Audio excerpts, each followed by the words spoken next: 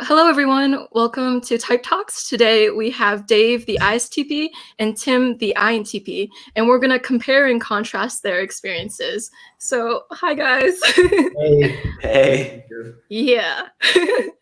So I'm wondering, what are your experiences of TI? And you guys can maybe compare and contrast how you experience it. Let's start with Tim. Yeah, so TI, the way I see TI is basically it's this function, part of the wiring of someone's mind, my primary function. So what it tends to do is it takes things and it sort of splits them apart and it associates them with other things. And it builds like this whole logical web inside your mind of things like cause and effect or contingent things. That allows you, as you build this whole web of ideas, it allows you to quickly go through and figure out what I guess is true or logical about any given question.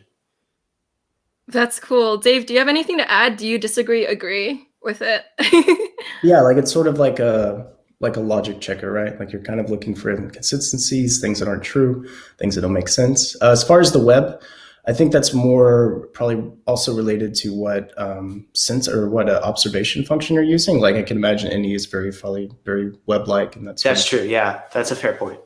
But no, I agree with it. I would say it's I think I have a similar definition. Also, I guess my definition would be more based on responsibility. Like I'm responsible for figuring out what's true, what's not, and it's very important to me that I figure out what's true. And it's what I use to kind of figure out the world is trying to see that what 2 plus 2 equals. Does it equal 4? Does it equal 5? It's important to me to know that it equals 4 because I have to know what decision I'm going to make. So it's a responsibility to think and to find the truth, and that's closely tied to my identity and who I am.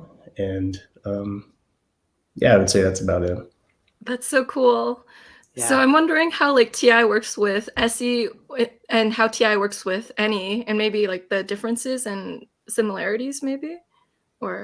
So Dave, would you like to start with how you experience TI and SE together? How they work together. I think with TI and SE, you're pulling in facts that kind of, contribute to you figuring out the truth.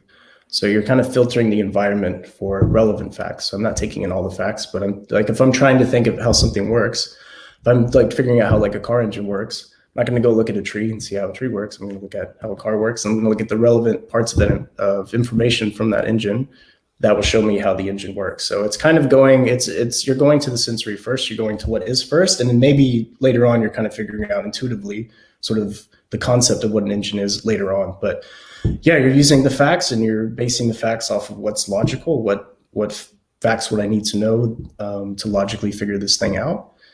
And I would say that's the gist of it. That is so cool. How about Tim? How do you experience TI and NE together?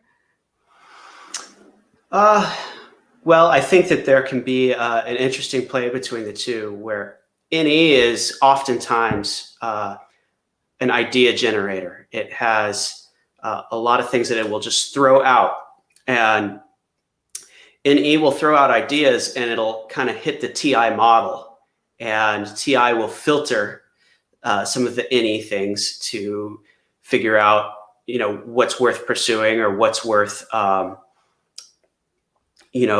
presenting as truth. So there's the filter aspect of TI over NE, but then there's also a way that NE can create new ideas that actually find their way into the TI stack of ideas, if that makes sense. That's so cool. Yeah, that makes total sense. So Dave, you said that NE is more like a web. So what would you call SE then? It's what is, or bricks that eventually make a structure. I would say each SE is a brick that forms the whole, and you're going brick by brick until you have the house, and then you're like, oh, what is this? And then you use your eye, oh, it's a house. Okay, I got it. Oh, that's so cool. Yeah, NI is, I guess, more fully formed, maybe. It starts with the foundation, maybe. That's what you're Yeah, I would say it's a slower process than what NE's doing, but I think it tends to be more accurate, but it's a lot more work, I would say. But I feel like both are going to kind of arrive at the same conclusion. They're just two different ways to do the same thing, I think. Yeah, that is so cool. Tim, do you have anything to add? You wrote me like an entire paragraph of amazing things about ISTP versus INTP, which it was so good that it made me emotional because it was so well written. So I just want to link that below for anyone who wants to read what Tim wrote. It is a masterpiece. And I have links to both these guys below if you guys like their material. They're really cool guys and they're very chill, relaxed, and very brilliant. So let's continue. Tim, what are some distinctions you see between you and ISTPs? Yeah, sure. Well, I would say ISTPs, and this is just drawing from the ISTPs that I've known. So it's a few coworkers, and then I have one really close ISTP friend. So one thing I've noticed with ISTPs is that they're very good at everything. Okay. Like anything that takes a lot of practice or technique,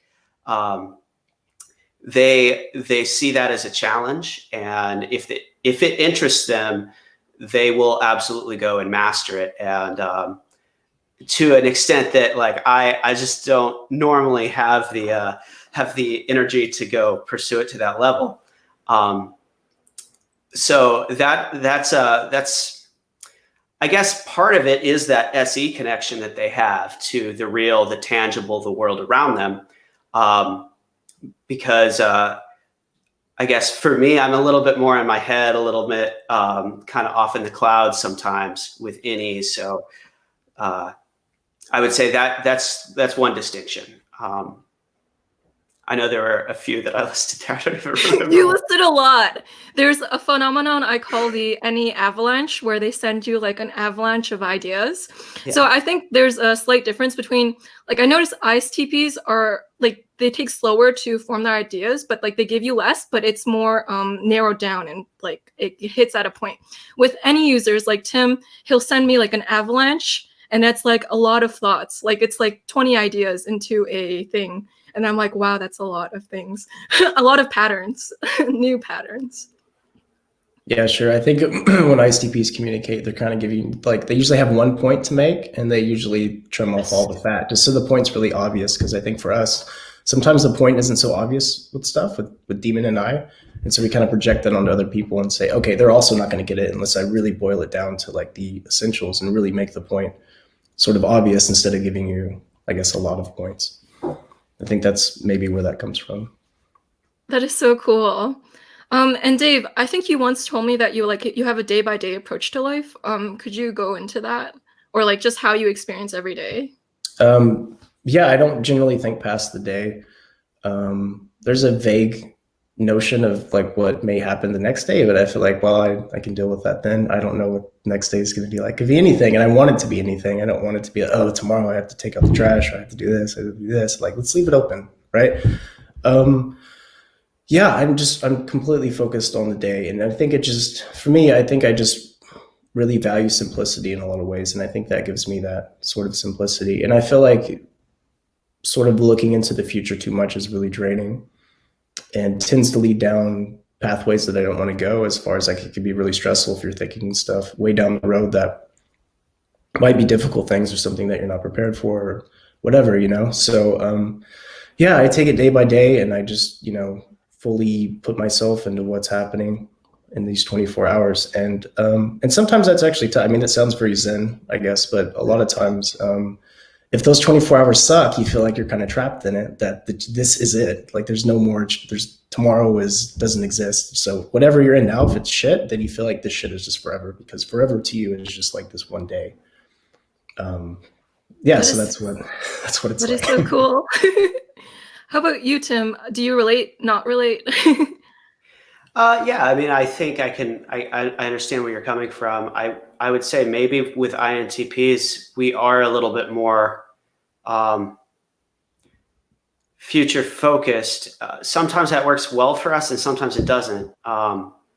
Because I guess there's that trade-off of, I mean, there is a way that any kind of projects possibilities, right? So you're thinking in terms maybe of a really broad, big picture, but a lot of times you can't, like you have this really big problem when you think about the future and your life and all this stuff, and it's so big that you can't narrow it down, and it feels a little bit, I don't know, it can feel a little bit hopeless, right? So I think INTPs could learn a lot from ISTPs in that regard. Is like sometimes you just need to like focus on what's in front of you instead of like trying to have everything solved before you take action, or even like a lot of times you figure things out as you go along, right? You don't have all of the information up front, despite the fact that TI likes to have all of the information before it can make a choice. So yeah, definitely. Your lifestyle, Tim, you travel a lot too, right? I actually don't normally travel that much, but I know where you're going with this. I've been kind of on a strange road these last 6 months. But yeah, I think most INTPs, we like novelty and getting outside of what we've known and what we've been doing for a long time. I know for me personally, I worked the same sort of job for 10 years and lived in the same city, and it had become a really monotonous and stagnant thing for me. And what I wound up needing to do was to just like clean slate, let's do something completely different. And I went to the other side of the world, and I think that can be really healthy. I mean, you know, I also have backseat needs. I have SI. And so there's a balance to be had there. But yeah. That's yeah, it cool. feels like you almost get to the point where like everything's too the same, and then you feel like you just need to knock all the blocks over, and then you get excited about the possibility of doing that. Mm-hmm. And then you're like, oh yeah, well, why did I just move to Germany? That sounds like a great idea. Everything's new. I imagine all the adventures I could go on and all this stuff. But yeah, there seems to be like, with anyone with OE, whether it's SE or NE, there seems to be when it gets too the same, it gets too boring, and then you're looking for like a way out, you know? Yeah. Mm-hmm. That's so true. So yeah, SE and NE are both novelty-seeking functions. And Tim, you mentioned SI. So would you like to go a bit into that and your experience of SI? Yeah. So, man, my relationship with SI is under development. We'll say that, right? So my understanding of the way that it comes forward in my life. So I know, like, I have a really close friend that's ISFJ, and he's always like showing me things where I'm just like, oh man, my SI is just nowhere near as good as yours. Like, for an example, he one day he was like, Tim, you don't have any pictures of anyone in your house. Why? Like, what the hell, man? Like, and he gave me this stack of like 4x6 photos. And I'm like, oh, okay, thank you, you know, whatever. And then, you know, I started kind of thinking about it. I'm like, I should put these up somewhere. And I get little refrigerator magnets, and I put them up, and I realized I really like this. Like, I didn't know I needed this. Yeah, it's like you're discovering the SI, right? I'm discovering the SI, and you know, you can really see it when you travel a lot, especially if you travel somewhere really weird. Like I went to Vietnam, and everything is completely different. It's a totally different culture. And that first few days, there was a lot of overwhelm, because any one thing being different, no big deal, but all of it being different at the same time, it can be stressful. So there's definitely that trade-off, and SI and NE working together is also a whole nother thing. Like, a lot of my ideas are based on something that I saw, but like tweaked, and you know, so. Yeah, that's so interesting. It's like family photos is a good way to put it. I also thought of your inferior FE when you mentioned it too, because it's like, oh yeah, people. Yeah. They're a thing, right? So yeah, that's also true. So that brings us to inferior FE. So Dave, what's your experience of inferior FE? Awful. It's been awful. My whole life has been like Yeah, it's been like my biggest life struggle, right? It was like kind of dealing with other people and really keeping other people in mind, and like knowing like social conventions, and saying bye before I leave the bar when I'm with a group of people and not just leaving in the middle of it. Just, things like that. Since I was small, it's always been apparent to me that I'm kind of a selfish asshole in a lot of ways. So I'm exaggerating there, but but yeah, so experience with Demon FE or FE last. Yeah, it really is just over prioritizing your TI as like what works for you, like what's logical for me to do. And a lot of times what's logical for me to do kind of puts other people out of the bus. So like it kind of, leaves people in the dirt a lot of times, like not intentionally, but it's just like sometimes your own logic just really runs over people, I guess. And sometimes you feel like, since you're doing TI so much, like when you do FE and you do really try to gauge the people around you and you do try to gauge other people's emotions and values and stuff, you don't really feel confident with it. I feel like that's really difficult. And so you're like kind of scared to do it sometimes. You're kind of like kind of hands off, like, no, I'm not good at this. I don't want to do that. And so, yeah, it's just a constant, I guess battle. It gives me a lot of anxiety. It's a constant battle between TI and FE, like what I prioritize, I think. And usually TI wins that over, so. That's so interesting. How about you, Tim? Any thoughts? Yeah, I can definitely relate. I mean, I would say my inferior FE is probably the reason why typology seemed important for me to learn. Because there have been those situations in my life where it's blindsided me, where, I feel like I have this friend and we're good. Like we've been friends for so long, and yet suddenly we're having this, like they're upset with me. And I don't know why. It seems like beyond what it should be, because it'll be like seem like a smaller issue, but really what it's been is it's like over time I've worn them down, because I'm without focusing on it and, being intentionally aware of it, it's easy for me to not realize that there is like a vibe that I can kill. And I've been guilty of that on a number of occasions. So yeah, for me, like typology has been so helpful when I meet someone and recognizing, okay, kind of like I can quickly get a feel for maybe some aspect of where they're coming from cognitive function wise, and, or even just learning to think in those terms have made me more observant, I would say, and been able to know when I need to focus on that, I think, a little bit better. But yes, I agree. Like I've had a lot of situations where I haven't been aware of other people's feelings. I've also had a lot of situations where I'm completely unaware of my own feelings.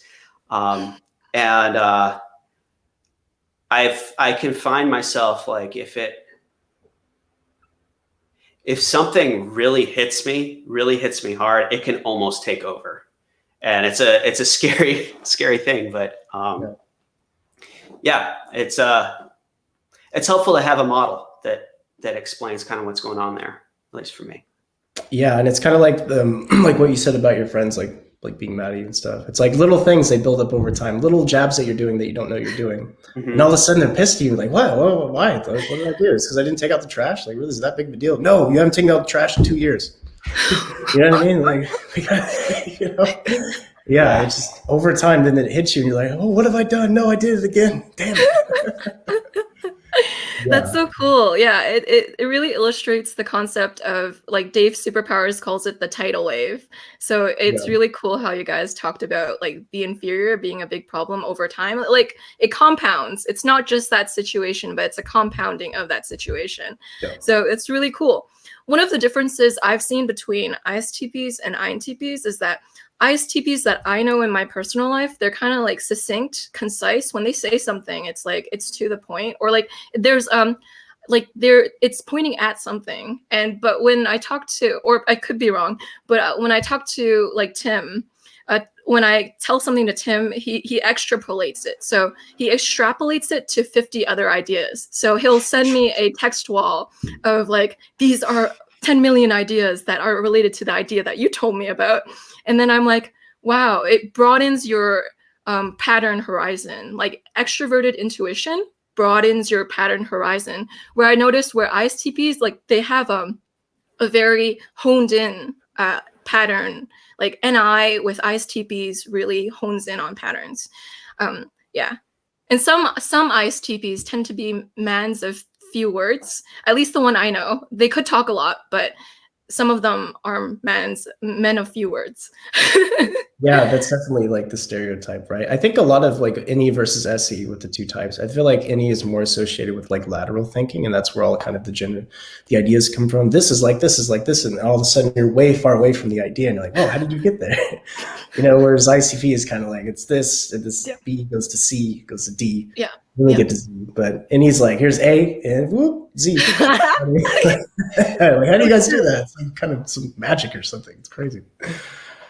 Yeah, it's weird. I always like think that people don't realize when I'm using my NE, like I have no idea what's going to come out of my mouth. It's just like I sort of just, okay, I'm going to NE now, blah, blah, blah, blah, blah.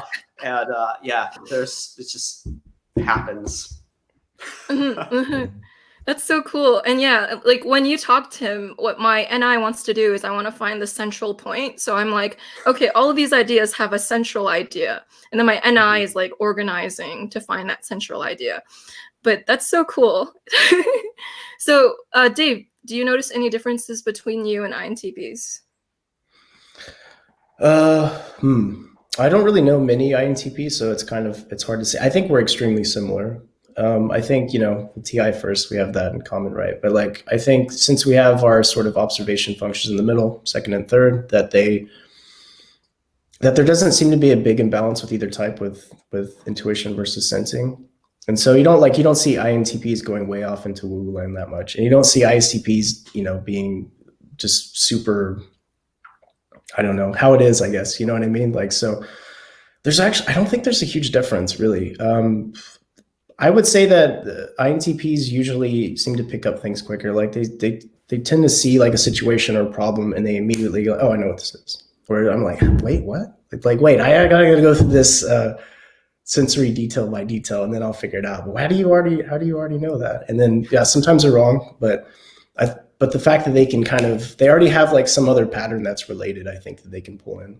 Or some other situation that might not be that similar, but they are somehow able to extract the pattern of that situation and apply it to this one that might seem completely different. And so they're able to kind of completely or quickly really come up with stuff like that. So there's a sort of speed there that's lacking, I think, for ISTPs that INTPs tend to have when it comes to that sort of thing. That's really well put. I would say that's completely true, 100%. I know this gifted ISTP, like he has the IQ of 160 ISTP, and he talks fast, but that's because he's like extremely like his brain just goes like fast, but it's still NI faster ideas. Processor than the rest of us, right? No, but it's great. The slower means more thorough because you guys are doing something in that time. I'm just saying that maybe there are fast and slow ISTPs. There are ISTPs who talk a lot and ISTPs don't. They tend to talk a little less because NI likes to get on that central idea, but it's like it doesn't have to follow that pattern. So I just wanted to clarify to the audience, but it's completely accurate. Everything you're saying is like perfect, amazing. I love it. Okay. Yeah. And so Tim, do you notice anything that you'd like to add as well? Just pertaining to ISTP and INTP differences, or? Yes. Yeah. So. Yeah, I think that you're pretty on point with that. It's like there is truth to INTPs seeing the pattern very fast and having a decent rate of success with that. Like when they don't really know what they're talking about, but they're going to guess, and then they look like they knew all along. But I think I mentioned it before. It's like ISTPs, maybe they take a little bit longer to learn, but they learn more in depth. Like they identify the things that they care about, and they become really awesome at those things, where it's like INTPs, like for me, it's like, I don't know what I'm doing at any given moment. I've got like 16 different things that I'm currently interested in, and I'm chasing them all just enough until they're slightly less interesting, and then I chase another one. So yeah, no, I think that's true. And then there's the whole other aspect of ISTPs with that SE, and their connection to their physical bodies and sports and athletics, and actually even more than that, like sensation, being able to taste really well and like identify flavors and stuff like that. I've noticed that there's a lot of interesting difference there as well. Yes. So Dave, are there any like technical things you do, like sports or like fixing computers or hands-on things, like kinesthetic things?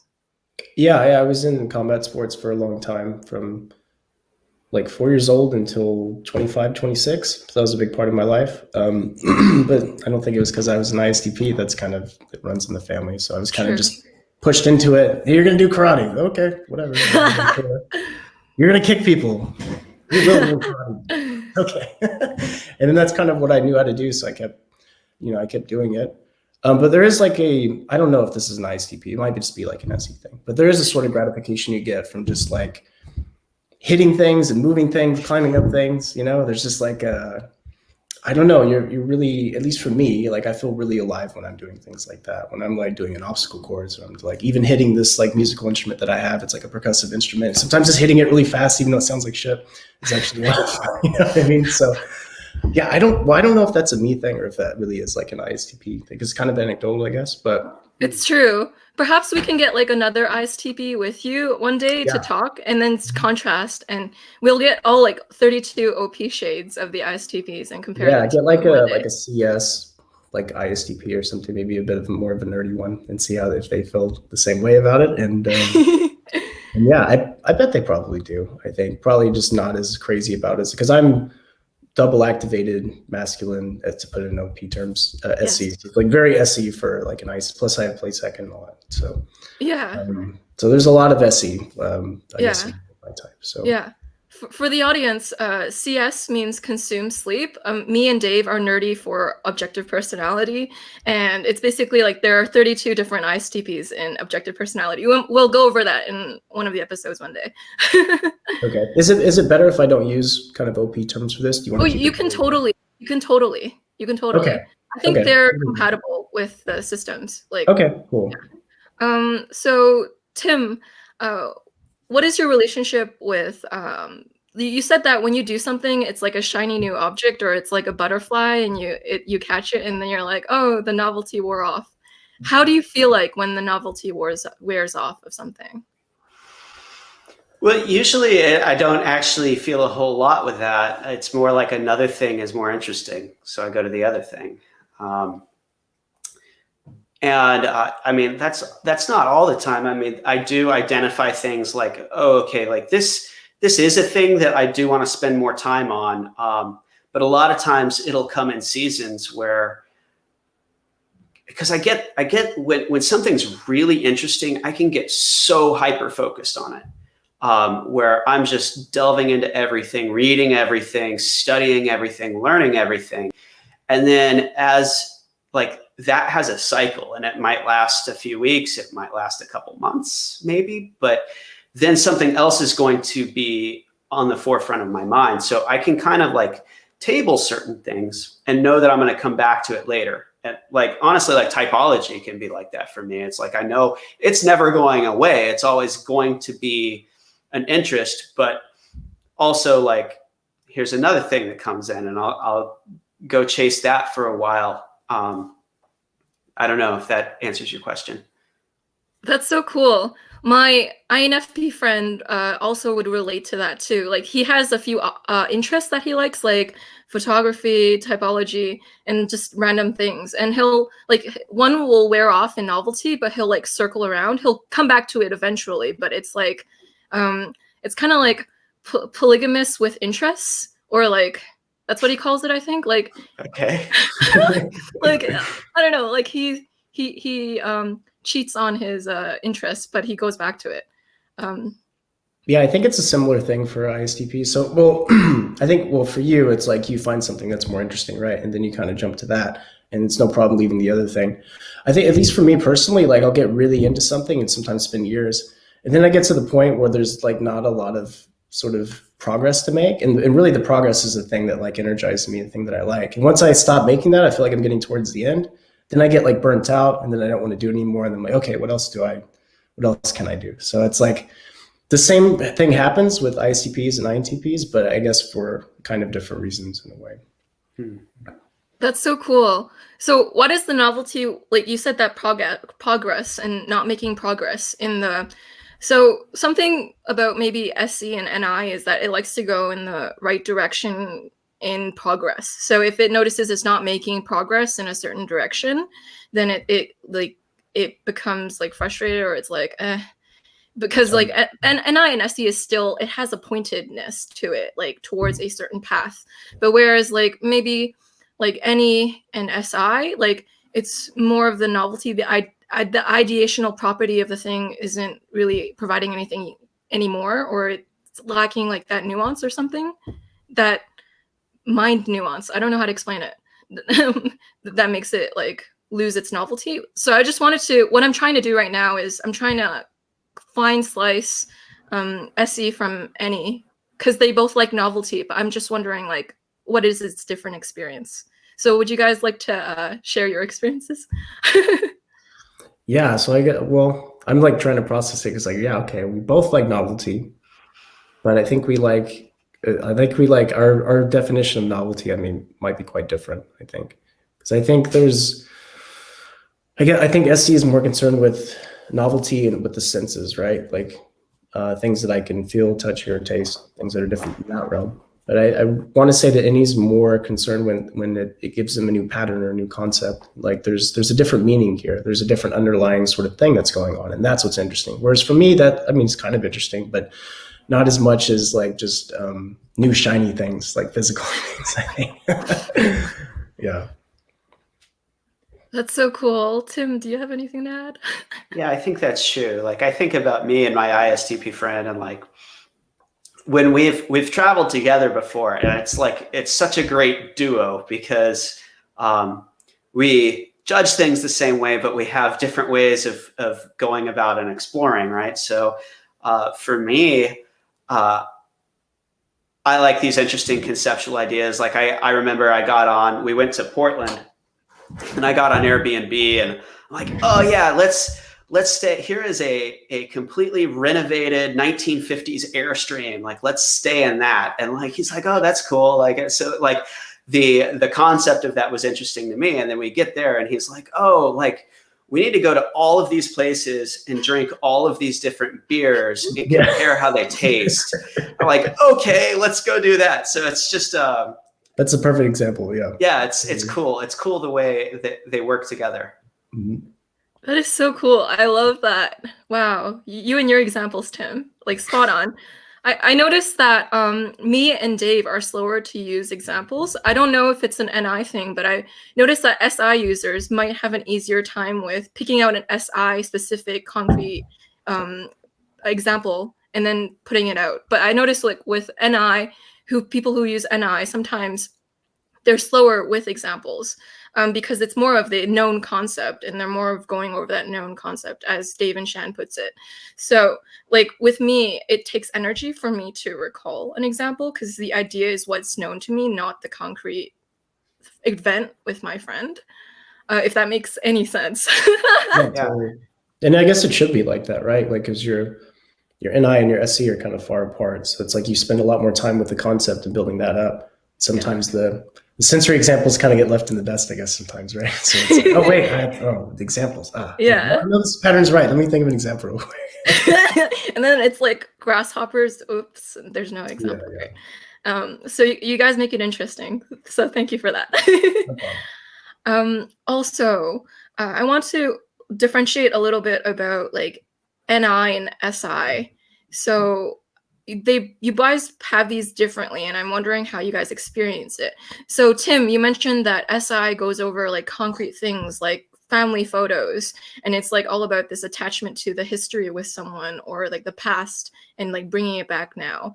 And so that's like SI, but like NI, I wanted to parallel it in some way. So I was wondering, Dave, what is your experience with NI? Yeah, so there's not, like, for me, I don't care about the past. I don't have like things that remind me of the past. I don't care about the past. Don't think about it. Having a picture from a long time ago, like, doesn't really interest me. It doesn't really hold value. So like sensory stuff in general doesn't hold that much value as somebody with SI. I think it's more about experiencing new things that are, that have to do with the sensory. But yeah, how does NI work with that? Yeah, it's hard to say. Like, it's hard to compare those two functions together, I think. When it comes to like organization, which is what like SI and NI are kind of doing. Yes. For me, I don't organize things in a very sensory way. I try to organize things in a more abstract way, or organize things in categories, or these sort of, and I don't physically line stuff up. Now, can I give you an example for that? That's tough. Yeah, if you look at my room, it's a total mess. That's a good example of not having. That's an SC right now example. It's not like a recalling the past example. Yeah, for sure. But I don't think SI is necessarily always involved with the past. Yeah. I think there's a lot of value put on the sensory things, even if it's not like one of your top functions. Yes. There is some, whereas I'm not doing that. But there is a lot of value with conceptual stuff, with like patterns or whatever. Like, I'm not going to throw away a good pattern, or I'm not going to like, for me, OP could be the pattern of personality, and I never go to any other personality thing again. Whereas somebody with NE, they could look at other things, look at this, look at that, where I'm like, no, there's the one right pattern, and I'm going to just focus on that one. And that has value to me. And it's hard for me to move off of it onto another pattern, I think. Yeah, that's the best I got. So. Yeah. I actually, I related to when you said you're kind of divorced from sensory meaning. Like you said, like if there's a past, or like it does, SI is not exactly always past, like, but it tends to be, because it organizes sensory experiences. And when you organize something, you have to take from something, and it's normally from something you've gotten before. So that's why it has like a past orientation, but it doesn't always. So you're right about that, definitely. So for me, I feel kind of like divorced from sensory experiences, in the sense that if I don't derive a central NI meaning from it, I'm indifferent to the memory itself. So I related a lot to that. And I was like, yeah, you put it really well, Dave. Yeah. And I find like with NI, it stores something different than SI. Like NI stores like an organized pattern, where SI stores organized sensory things, like that's why it likes like SI, it has a stereotypical association with scrapbooking, or like organizing family photos, because that's organizing the sensory. But like, it doesn't have to be that way. There's a very like infinite variation that SI can show up, but that's like a way to put it concretely for people who are new to understand. So yeah, you guys, you're just really good and eloquent at putting your thoughts. Yeah. What? Oh shit! I had a thought. Now it's gone. Wait, let me get it back. Oh no! Yeah. So okay. I feel like, when you were talking about remembering stuff, or like, remembering the sensory stuff versus remembering sort of the patterns. For me, I'm always trying to get to the pattern and just remembering that. I don't remember any sensory stuff. I want to like take in a bunch of sensory stuff, then be like, okay, here's the pattern. Okay, screw all the sensory stuff. I just want to keep this pattern. Like if I'm learning math or something, like I don't want to memorize all the formulas. I want to know the concept of whatever math I'm learning and how it works, and how to represent it in my head, usually with physical objects or whatever. And once I have the pattern, then I can feel like I can derive the formulas. I can know what to do in every situation. But to me, it's too much of a like cognitive load to remember a lot of sensory stuff. That for me is really difficult, and it's much easier for me to remember sort of the concept, and then to kind of generate the sensory stuff based on that. If that makes sense. Tim, any thoughts? Yeah, I think there's maybe a little bit of overlap with the NI and TI that I'm hearing in your description, like with math, how you want the pattern and the generalizable framework, instead of like specific examples. That way you can take that pattern and reuse it for a bunch of different things. I think TI likes to do that too. But all of this is really interesting to me. Like your description, Joyce, of like SI organizing the sensory where NI just wants the pattern. Like this is new stuff to me. Like the NI and SE is pretty kind of like, because my understanding, maybe this is my SINE, is my understanding of things. I draw so much on my own prior experiences to generate my frameworks, that the SENI world is kind of like the dark side of the moon to me. Like I hear these explanations. I'm like, man, how do you work? That's so different. Yeah, the feeling's mutual. I don't know how you guys do it. How is it the dark side of the moon, as you put it? Your any way of putting it? Can you go into that? What is mysterious about it? Oh, well, just because it seems so different. And it's not something that I feel like the judging functions are really easy to see, because as you interact with someone, you see how they make their choices and kind of what they like and what they want to go after and stuff like that. Where the perceiving functions are a little bit more below the surface, and it takes a lot more focus to see those play out in someone. So when you're talking about the interaction between SI and NE versus the interaction between NI and SE, wow, that's really hard to see, because normally when I think of like SE, what I see is like physical stuff and like people who are really into the kinesthetics. And with NE, maybe it's a little bit easier to see, like, I don't even know where I'm going and what point I'm making right now, but eventually it'll all come out. But with NI, NI is like, even like when I talk to you, Joyce, or another NI driver, it's not something that I would quickly know that I'm talking to an NI person. It's only after like, wow, there's a lot of like insights that this person has that seem like they came out of no, like I can't see how they got to that insight. Then I start to see like, oh, maybe this is an NI thing.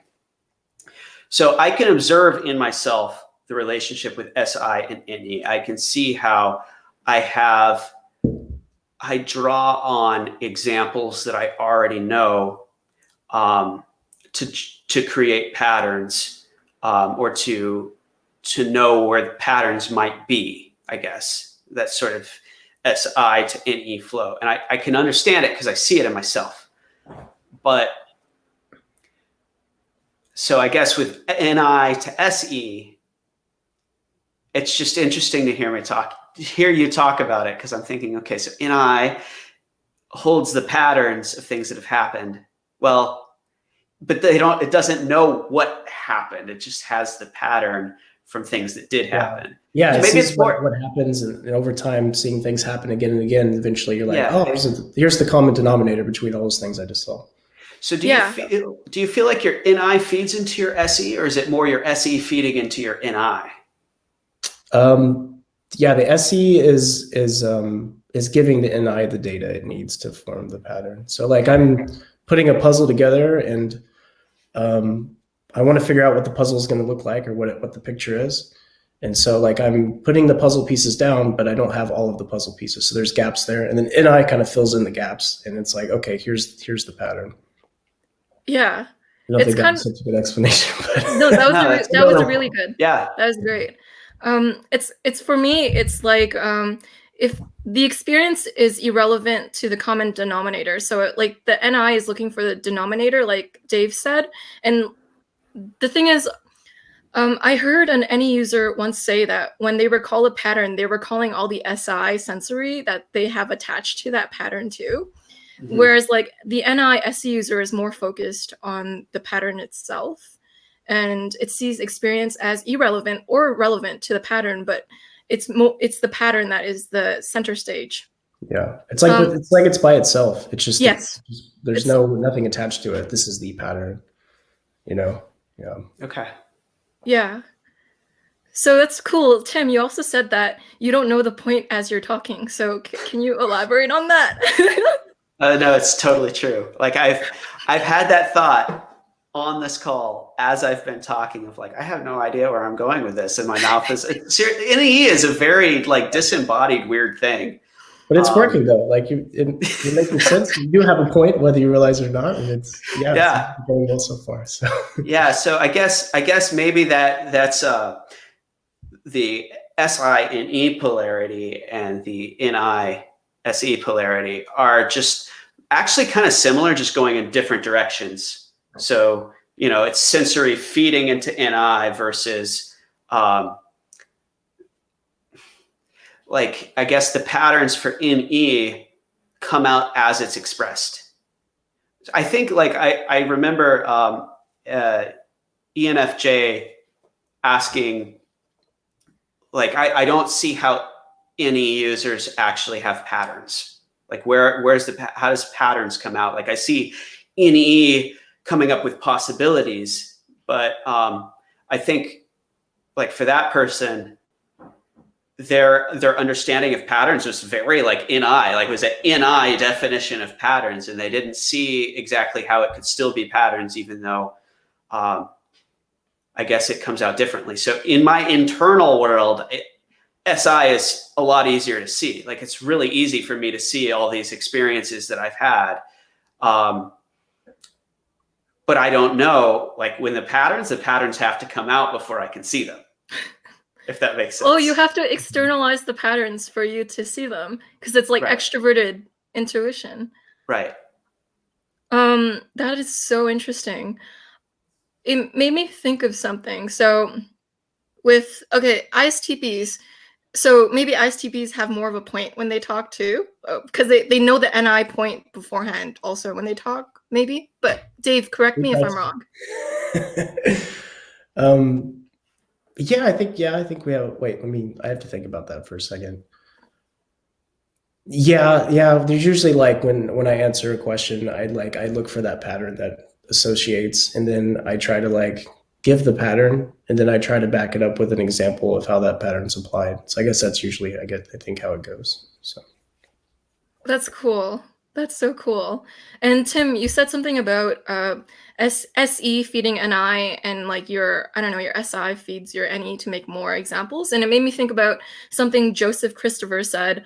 He said that NI SE is like a singular pattern from a multitude of experiences. So NI is looking for that singular pattern within a multitude of SE experiences. But any SI is looking for multiple patterns within a singular experience. So any is looking for that multiple patterns, while the SI is from a singular experience. So I thought that was cool what Joseph said. So I thought I just connected to our conversation. Yeah, like at least for me, NE seems like such a fascinating thing that you have one sort of singular sensory thing, and then it just sort of sprouts these branches all over, and it's like this, it's like this, it's like this, it could be like this, it could connect to this. Like wow, it seems like a genius function. Okay, necessarily, but like for me, because I don't do that. Like I can't. It's hard for me to do that. That's like my, I guess my polar function in socionics. So it's hard for me to really kind of have that sort of thinking. So to me, it just seems crazy in a good way. But yeah, it's a fascinating function to me, definitely. This is such a appreciation fest. I love the FE going on here. You're really working on that FE. Yeah. But yeah, I think SE is also a superpower too, because it's like very kinesthetically smart, or like real world smart. Like what is smart? Like the reality of right? Like practical. It's like, See, you're even more realistically smart because you use the word practical instead of me trying to conceptualize it in this weird way. You're like, so practical. I'm like, yeah. Mm-hmm. Yeah, I was trying to look at the pattern in your speech. Well, this is what she's saying. Practical, yeah. See, superpower. You just demonstrated it, guys. So yeah, we have these two wonderful people, Dave and Tim, on today. I am so happy I got to talk to them. They're like TI brilliant, and you should definitely check out the links below. I'll link the paragraphs that Tim sent me, his Any Avalanche of Brilliance, about the differences between ISTP and INTP. That was really good. And I have links to their whatever they provide me below too. And thank you so much for coming on, guys. It was a pleasure to speak to you guys. You guys are like have profound ideas, and it was just a really fun time talking.